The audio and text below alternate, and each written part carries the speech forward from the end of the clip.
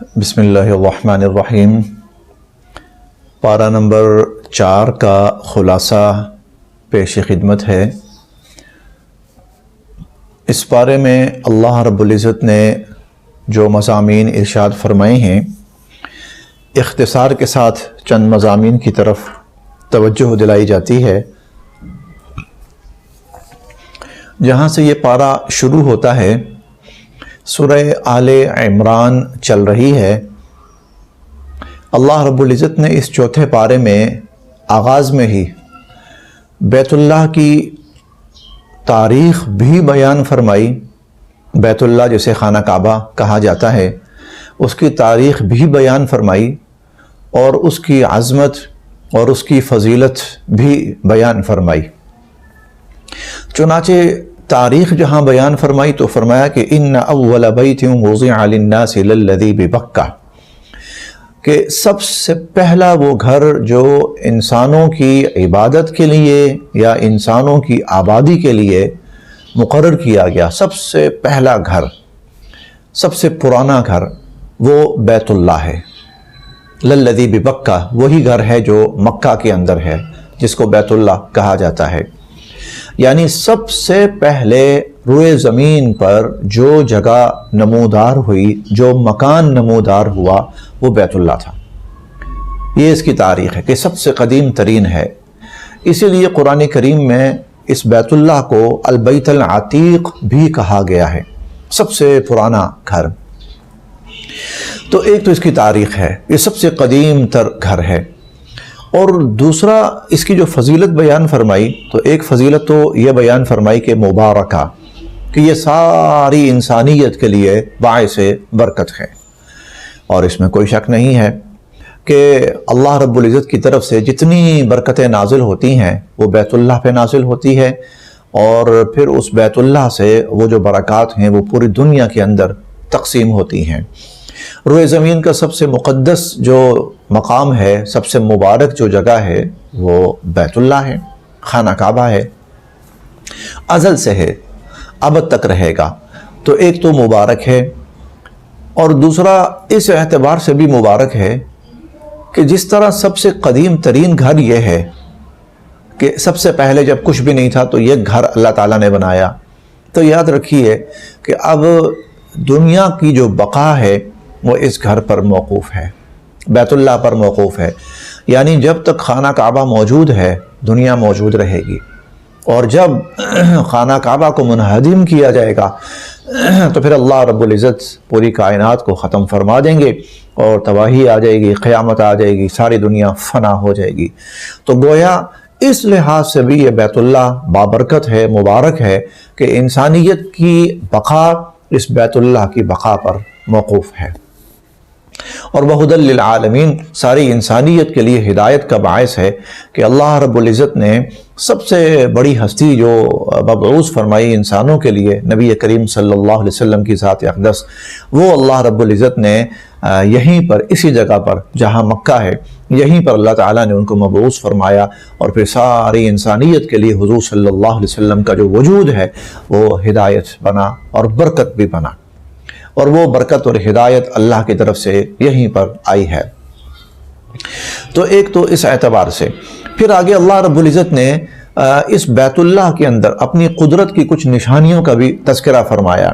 تو ایک تو فرمایا کہ فیہ آیات بینات مقام ابراہیم، اس کے اندر جو بہت بڑی نشانیاں ہیں ان میں سے ایک ہے مقام ابراہیم۔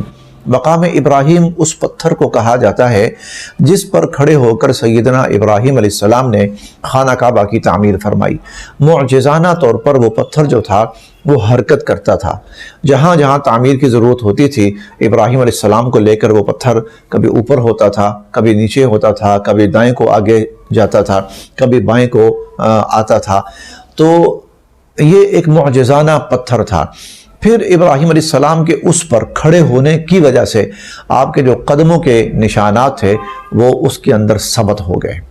چنانچہ آج بھی جو لوگ جاتے ہیں بیت اللہ جاتے ہیں، طواف کرتے ہیں، تو وہ دیکھتے ہیں کہ بالکل کعبۃ اللہ کے پاس ایک خول بنا ہوا ہے، اور اس خول کے اندر ابراہیم علیہ السلام کا جو مقام ابراہیم ہے وہ اس کے اندر محفوظ ہے، موجود ہے۔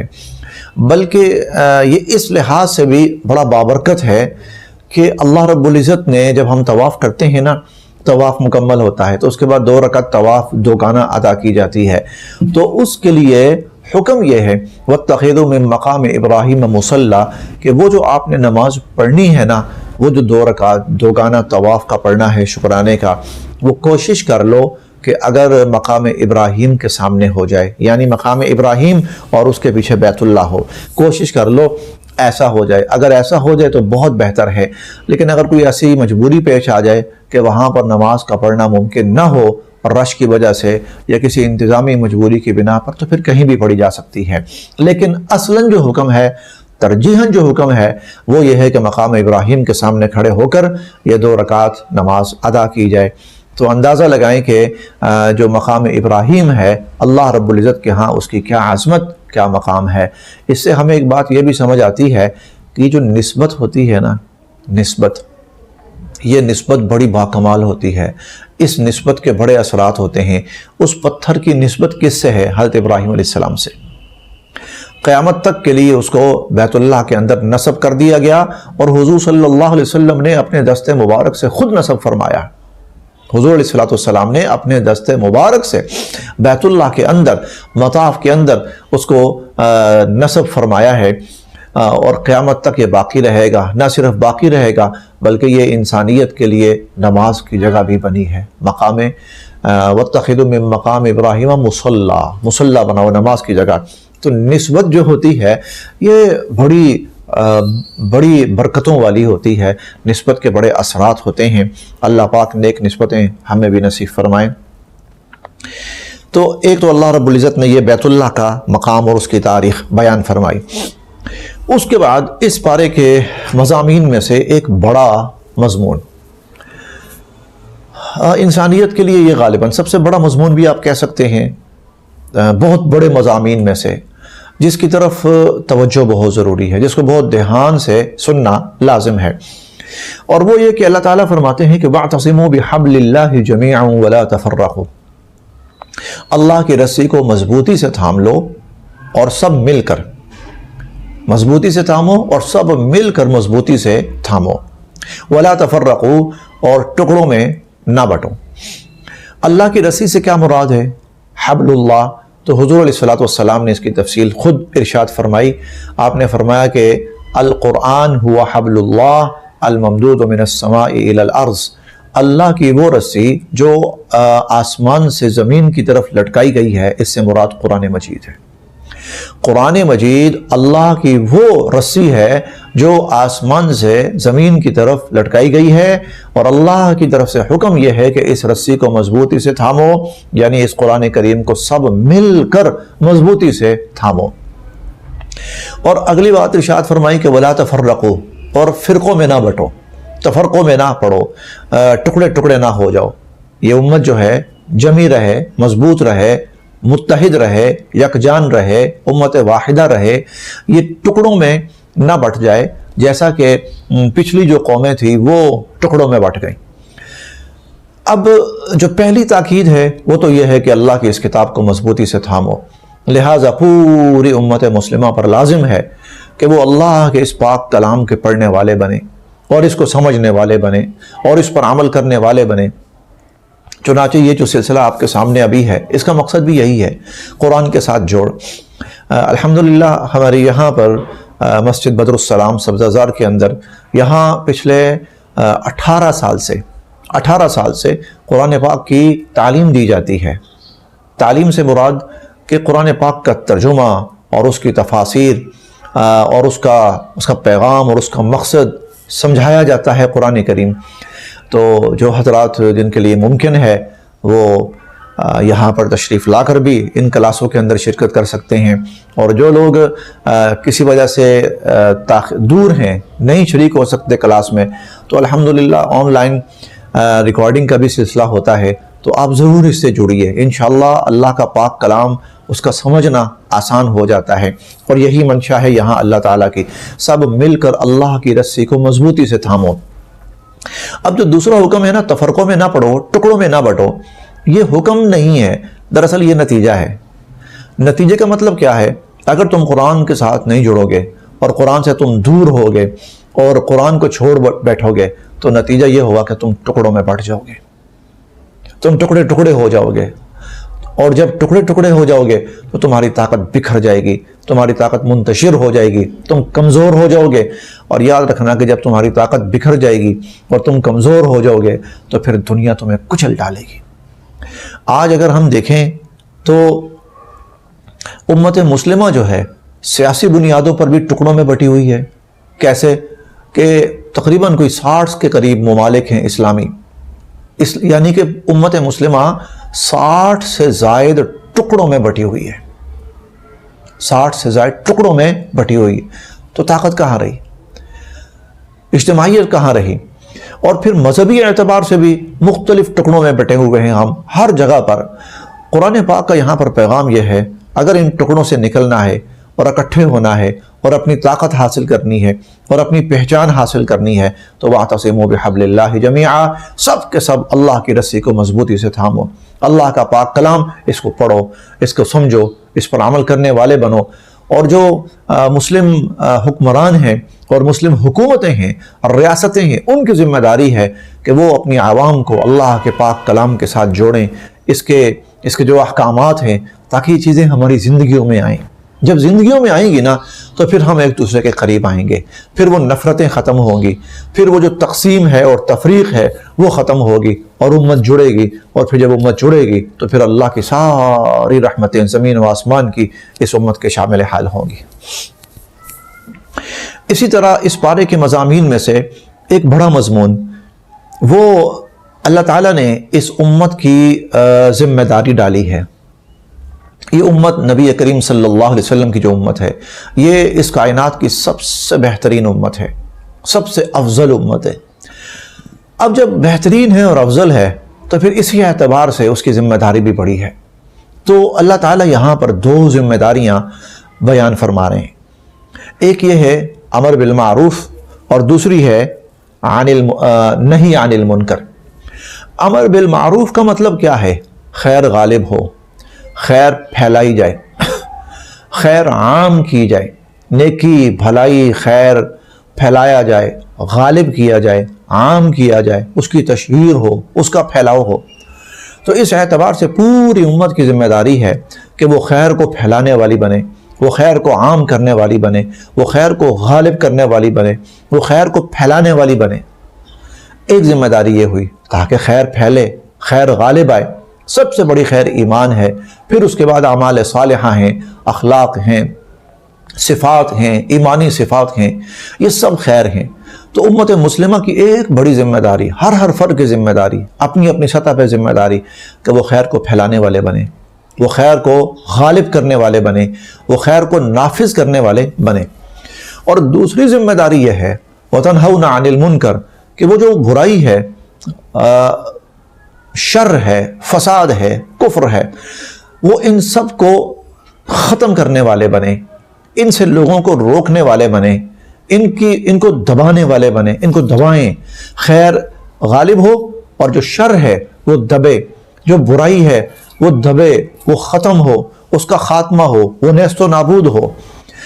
تو امت کا ہر فرد جہاں خیر پھیلانے والا بنے، خیر غالب کرنے والا بنے، خیر نافذ کرنے والا بنے، وہیں پر وہ منکر، برائی، بے حیائی، شر، ظلم، کفر، نفاق، ان کو ختم کرنے والا بنے، ان کو معاشرے سے نیست و نابود کرنے والا بنے اور ان کو کم سے کم کرنے والا بنے.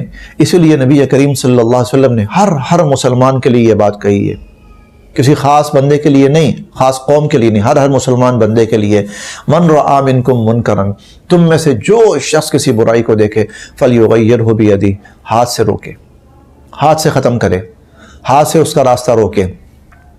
فإن لم يستطع فبلسانہ، اگر وہ ہاتھ سے روکنے کی طاقت نہیں رکھتا تو کم سے کم پھر زبان سے اس برائی کے خلاف وہ کوشش کرے، اس برائی کو دبائے، اس برائی کو ختم کرے، اس کو نیست و نابود کرے.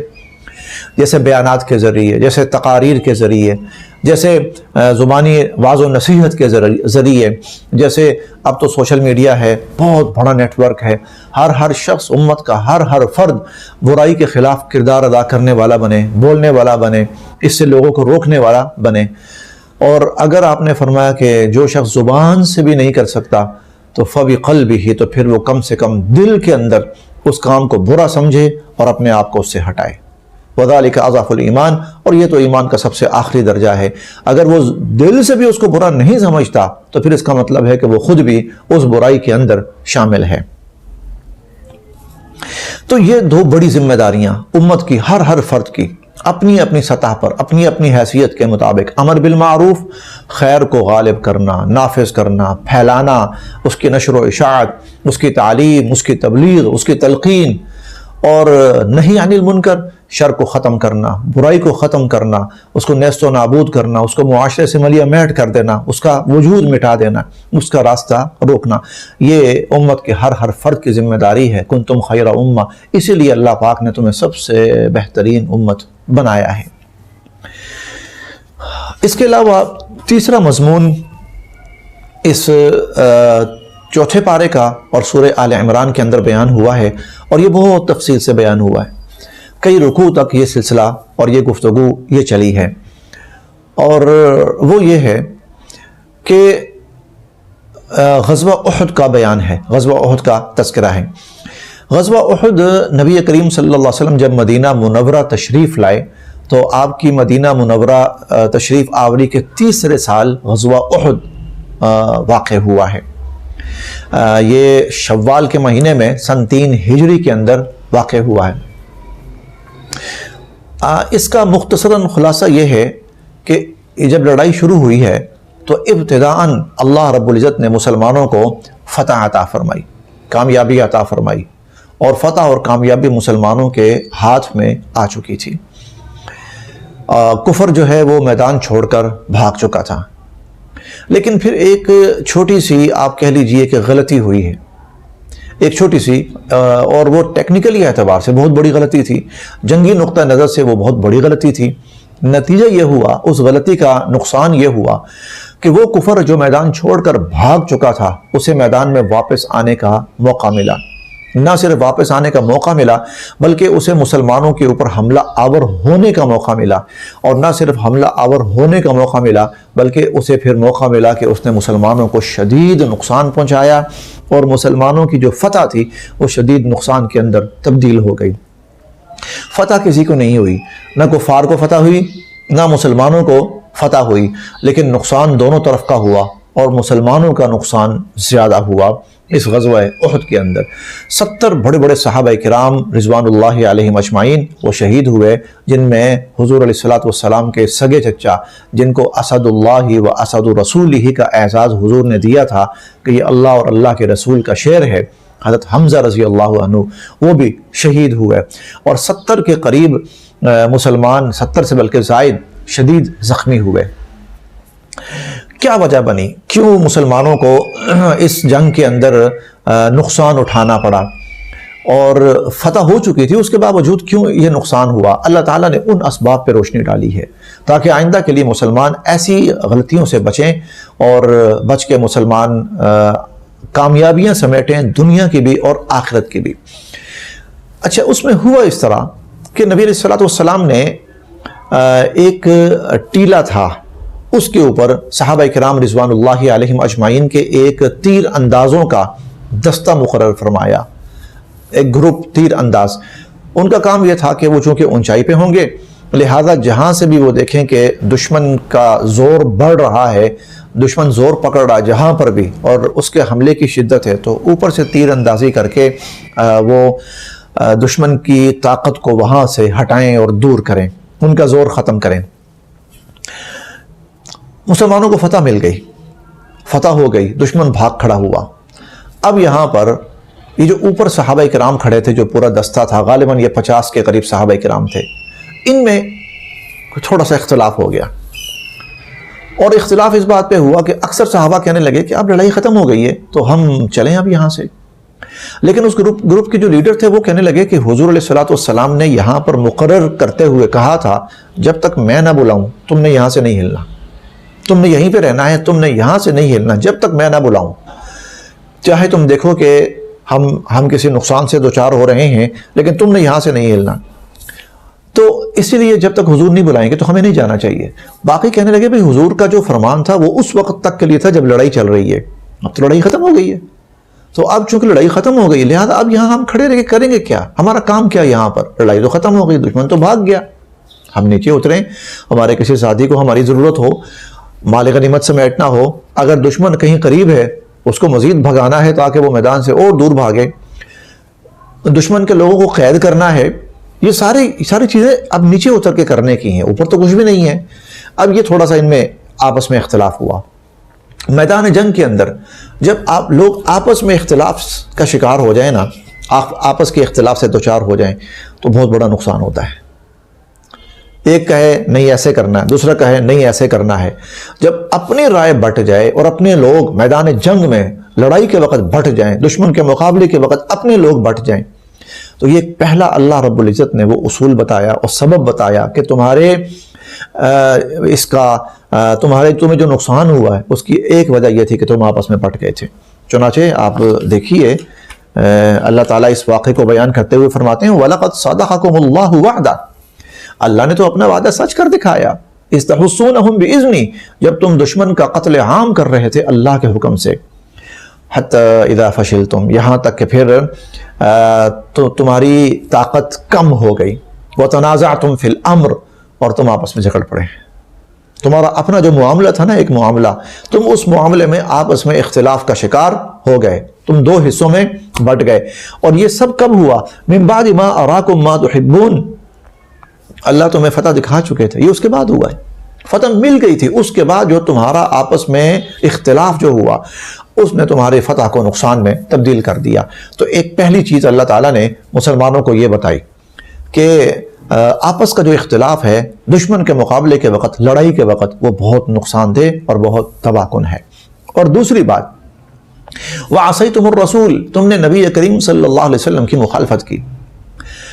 نبی علیہ السلام کی مخالفت کس طرح کی؟ آپ نے فرمایا تھا جب تک میں نہ بلاؤں تم نے نہیں اترنا، نہیں آنا۔ اب دیکھو تم نے حضور علیہ السلام کے حکم کی مخالفت کی ہے، مخالفت ہوئی، مخالفت نہیں، نافرمانی ہوئی، حکم عدولی ہوئی۔ اچھا، یہ جان بوجھ کر نہیں ہوئی، ارادتاً نہیں ہوئی، صحابہ کرام کا مقصد نافرمانی نہیں تھا، لیکن ہوئی۔ اب جب ہوئی ہے تو اس کا اثر کیا ہوا؟ نتیجہ یہ ہوا کہ تم شدید نقصان سے دوچار ہو گئے، حالانکہ خود نبی علیہ السلام تمہارے درمیان موجود ہیں، اور سرزمین جو ہے وہ مدینہ کی پاکیزہ سرزمین ہے، اور اس کے علاوہ وحی نازل ہو رہی ہے، خیر القرون ہے، بہترین صحابہ کی جماعت موجود ہے۔ اس سب کچھ کے باوجود حضور صلی اللہ علیہ وسلم کے ایک فرمان پر پوری طرح عمل نہیں ہوا تو کتنا بڑا نقصان اٹھانا پڑا، فتح نقصان میں تبدیل ہو گئی ہے، صحابہ کرام شہید ہوئے ہیں، زخمی ہوئے، حتیٰ کہ نبی کریم صلی اللہ علیہ وسلم شدید زخمی ہوئے، اور اتنے شدید زخمی ہوئے کہ یہ افواہ پھیل گئی کہ حضور علیہ السلام بھی شہید ہو گئے۔ تب صحابہ کرام کی جو رئی صحیح ہمتیں تھیں وہ اور بھی ختم ہو گئی تھیں۔ تو اتنا بڑا نقصان ہوا، کیوں؟ حضور علیہ السلام کے حکم کی تعمیل میں کوتاہی ہوئی۔ تو قیامت تک انسانیت کو سبق دیا اللہ تعالیٰ نے کہ حضور کا کوئی حکم ٹوٹنا نہیں چاہیے، کسی حکم کی نافرمانی نہیں ہونی چاہیے۔ اور اس کے ساتھ ساتھ ایک پیغام اور بھی ہے اس کے اندر، وہ یہ کہ جب آپ کسی کو اپنا امیر بنا لیتے ہیں، اپنا بڑا بنا لیتے ہیں، اپنا حاکم بنا لیتے ہیں، اپنا لیڈر بنا لیتے ہیں، اور آپ جانتے ہیں کہ وہ لیڈر ٹھیک ہے، صحیح ہے، برحق ہے، نیک ہے، تو جب لیڈر بنا لیا اور بن گیا، اب اس کی بات ماننی ہے، اب وہاں اپنی منمانیاں نہیں کرنی، اب اس کی مان کے چلنا ہے، اب اس کی اطاعت کرنی ہے، امیر کی اطاعت کرنی ہے، اپنا جو حاکم ہے، جو لیڈر ہے، اب اس کی اطاعت کرنی ہے، اب اس کے پیچھے چلنا ہے۔ 5 وقت نماز میں ہمیں یہی سکھایا جاتا ہے، جہاں پر کوئی شخص امام کی اقتداء سے ذرا آگے پیچھے ہوا کہ جناب امام صاحب رکوع کریں، میں نہیں کرتا، گئی نماز، ٹوٹ گئی، ختم ہو گئی نماز۔ تو امیر جو ہے، بڑا جو ہے، حاکم جو ہے، اگر وہ ٹھیک ہے، صحیح کام کی تلقین کر رہا ہے تو اس کی بات ماننی چاہیے، نہ ماننے کا پھر یہ نقصان ہوتا ہے۔ یہ غزوہ احد اللہ تعالیٰ نے تفصیلاً بیان فرمایا، اور اس کے اندر جہاں جہاں مسلمانوں سے کچھ کمی ہوئی تھی اس کو بیان فرمایا کہ خاص طور پر جب دشمن کے مقابلے پہ ہو تو تمہیں آپس میں متحد ہونا ہے، ایک جان ہونا ہے، ایک آواز ہونا ہے، یکسو ہونا ہے۔ وہاں پر پھر یہ نہیں ہونا چاہیے کہ آدھے ادھر بٹے ہوئے آدھے ادھر بٹے ہوئے، اس کا پھر بہت نقصان ہوتا ہے۔ اسی طرح اس پارے کے مضامین میں سے ایک بڑا ہی بہت ہی خوبصورت مضمون ہے، یہ بہت ہی مبارک مضمون ہے۔ جو شہید ہوئے غزوہ احد کے موقع پر شہداء، یہ پہلا موقع تھا اتنی بڑی تعداد مسلمانوں کی شہید ہوئی ہے، یہ پہلا موقع تھا۔ اس سے پہلے غزوہ بدر ہوا تھا، اس میں 14 صحابہ کرام شہید ہوئے تھے، لیکن بہت بڑی فتح ملی تھی وہاں پر۔ اب یہاں پر نقصان بھی ہوا، زخمی الگ، 70 سے زائد صحابہ شہید ہوئے وہ الگ۔ اب ان کے اہل خانہ بہت غمگین رہتے تھے، پریشان رہتے تھے، ہر وقت ان کو یاد کرتے روتے رہتے تھے۔ تو ان شہداء نے اللہ رب العزت سے گزارش کی کہ یا باری تعالی، ہمارے جو یہ پیچھے لواحقین ہیں، رشتہ دار ہیں، بہن بھائی ہیں، والدین ہیں، جو بڑے غمزدہ ہیں، بڑے پریشان ہیں، یا اللہ ان کو حوصلہ دیجئے، یا اللہ ان کو تسلی دیجئے، یا اللہ ان کو تسکین دیجئے تاکہ یہ مطمئن ہو جائیں۔ تو اللہ رب العزت نے ان شہداء احد کے لواحقین کو جو تسلی دی ہے وہ سننے والی ہے۔ فرمایا وَلَا تَحْسَبَنَّ الَّذِينَ قُتِلُوا فِي سَبِيلِ اللَّهِ أَمْوَاتًا، جو اللہ کی راہ میں شہید کر دیے گئے نا، ان کو مردہ کہنا تو درکنار، انہیں مردہ سمجھو بھی نہیں۔ بل احیاء عند ربهم یرزقون، بلکہ وہ زندہ ہیں اور اپنے رب کے ہاں رزق پاتے ہیں، اللہ تعالیٰ ان کو رزق دے رہے ہیں، وہ کھا پی رہے ہیں۔ اور دوسرے پارے میں ہم پڑھ کر آئے ہیں وَلَٰكِن لَا تَشْعُرُونَ، ہاں تمہیں ابھی یہ بات سمجھ نہیں آتی، لیکن وہ زندہ ہیں اور ان کو رزق دیا جا رہا ہے۔ آگے فَرِحِينَ بِمَا آتَاهُمُ اللَّهُ مِنْ فَضْلِ، اللہ نے جو کچھ اپنے فضل سے ان کو دیا ہے نا، وہ اس پہ بڑے خوش ہیں، بہت خوش ہیں۔ اور اللہ نے اپنے فضل سے جو دیا ہے اس کی ایک جھلک نبی کریم صلی اللہ علیہ وسلم نے بیان فرمائی، اور وہ یہ آپ نے فرمایا کہ شہداء احد کی جو روحیں ہیں، اللہ رب العزت کے عرش کے ساتھ قندیلیں لٹکی ہوئی ہیں۔ فانوس کہہ لیں آپ یا قندیل کہہ لیں، لٹکی ہوئی ہیں، فانوس تو نہیں چلیں، قندیلیں آپ کہہ لیں۔ اب واللہ عالم، اللہ کے شایان شان، اس کے عرش کے شایان شان وہ کس اعلیٰ درجے کی چیزیں ہوں گی، تو وہ قندیلیں ہیں لٹکی ہوئی ہیں۔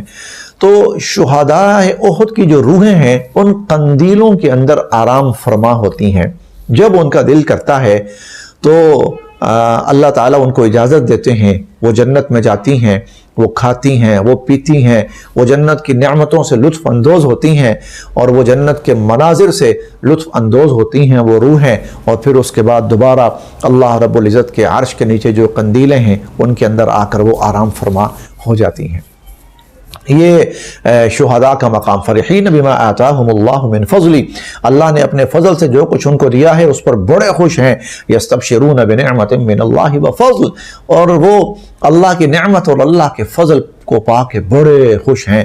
وَأَنَّ اللَّهَ لَا يُضِيعُ أَجْرَ الْمُؤْمِنِينَ، اور اللہ ایمان والوں کے اجر کو ضائع نہیں کرتے۔ تو جو اللہ کے لیے قربانی دیتا ہے، انہیں قربانی دی، اللہ اس قربانی کی قدر کرتے ہیں، اللہ ایسے انعامات سے نوازتے ہیں اور سرفراز فرماتے ہیں۔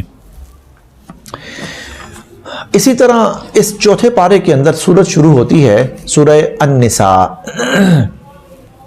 سورۃ النساء، سورۃ النساء کا جو حصہ چوتھے پارے میں ہے، اس کے اندر اللہ رب العزت نے جو مضامین ارشاد فرمائے ہیں ان میں سے ایک تو یتیم کے بارے میں اللہ رب العزت نے بڑی ہی تاکید فرمائی ہے۔ عرب کے ماحول میں اور اہل عرب کے اندر یتیم کے ساتھ بہت سے اعتبارات سے بدسلوکی ہوتی تھی۔ لوگ یتیم کے سر پہ ہاتھ رکھتے تھے اور اس کی کفالت کی ذمہ داری لیتے تھے کہ جی ہم اس کا خیال رکھیں گے، ہم اس کا سرپرست بنیں گے، ہم اس کے بڑے بنیں گے، باپ کی جگہ ہم بنیں گے۔ لیکن بدنیتی ہوتی تھی، بدنیتی اس طرح ہوتی تھی، چلو اس کے ساتھ مل کر جو اس کی وراثت ہے، پیچھے مال و دولت ہے، اس سب پر ہم قابض ہو جائیں گے، اس پہ ہم قبضہ کر لیں گے۔ اور اگر بچی ہوتی تھی تو چلو کل کو اپنے بچوں کی شادی کر دیں گے اس کے ساتھ، تو اس کا جو مال ہے وہ بھی ہمیں مل جائے گا. یتیم ہے کس نے پوچھنا ہے، تو کوئی حق مہر کی ضرورت بھی نہیں دینے کی. اللہ تعالیٰ نے ان آیات کے اندر یتیم کے ساتھ بدسلوکی کرنے، یتیم کا مال ہڑپ کرنے اور یتیم بچیوں کی حق تلفی کرنے کی بڑی سختی سے تردید فرمائی ہے.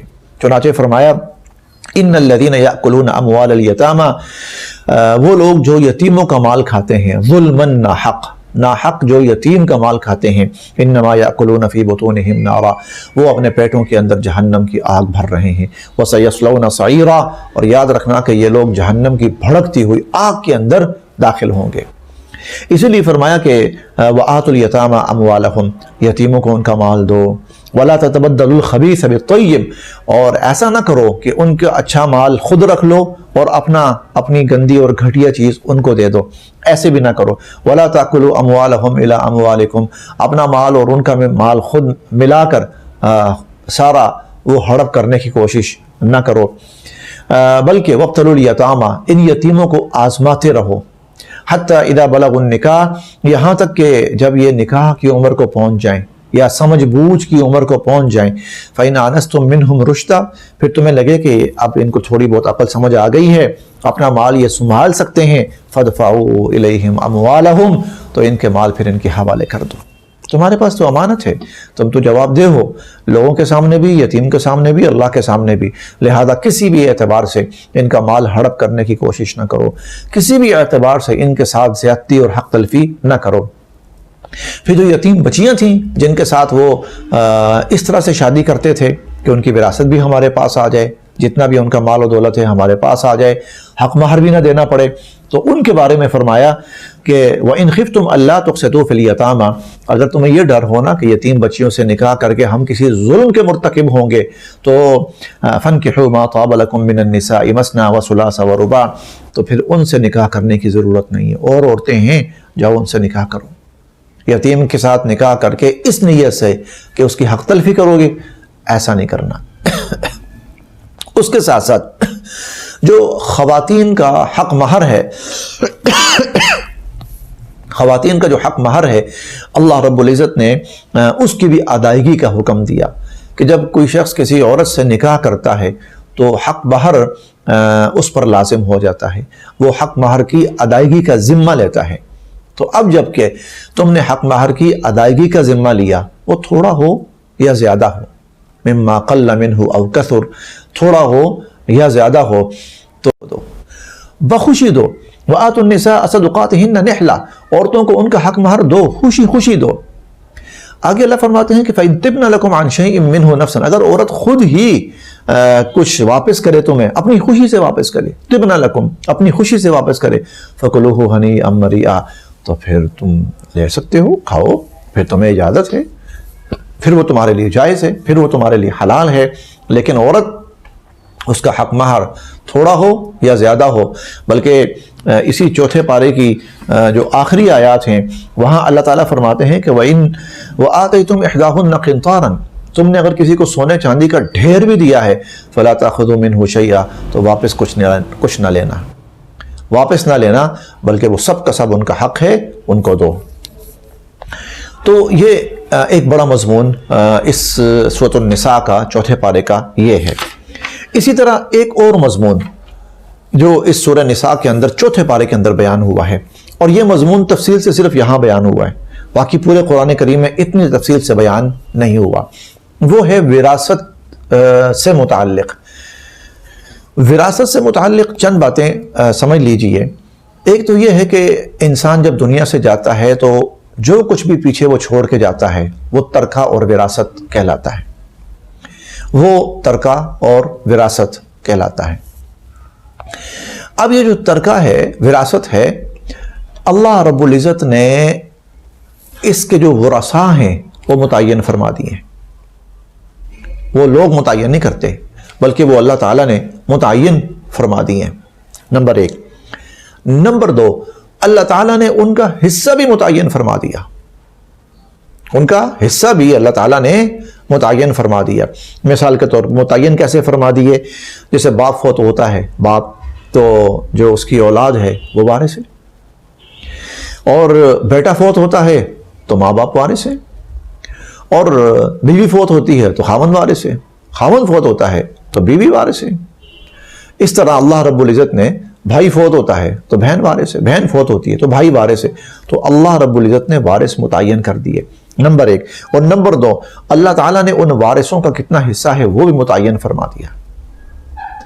اب اللہ تعالیٰ یہ فرماتے ہیں فریضۃ من اللہ، یہ جو تمہیں حکم دیا گیا نا یہ اللہ کی طرف سے دیا گیا ہے، یہ تم پر لازم کیا گیا اللہ کی طرف سے، وصیۃ من اللہ، یہ اللہ کا حکم ہے، تم نے اس کو پورا کرنا ہے۔ اسی لیے جہاں سے یہ شروع ہوتی ہے وراثت کی تقسیم تو وہاں اللہ فرماتے ہیں یوصیکم اللہ، اللہ تعالیٰ تمہیں یہ حکم دے رہے ہیں، یہ اللہ تعالیٰ کی طرف سے تمہارے لیے تلقین ہے۔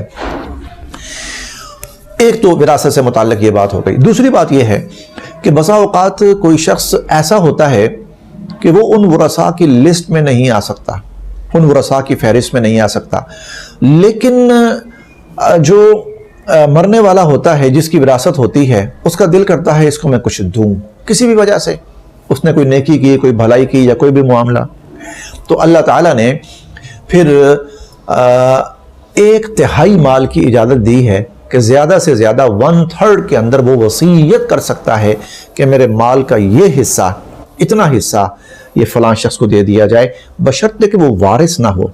وارث کے حق میں وصیت نہیں ہو سکتی، وارث کو حصہ مل گیا، وارث کو اللہ نے دلا دیا، یہ وارث سے ہٹ کر ہے جس کا حصہ نہیں ہے تو 1/3۔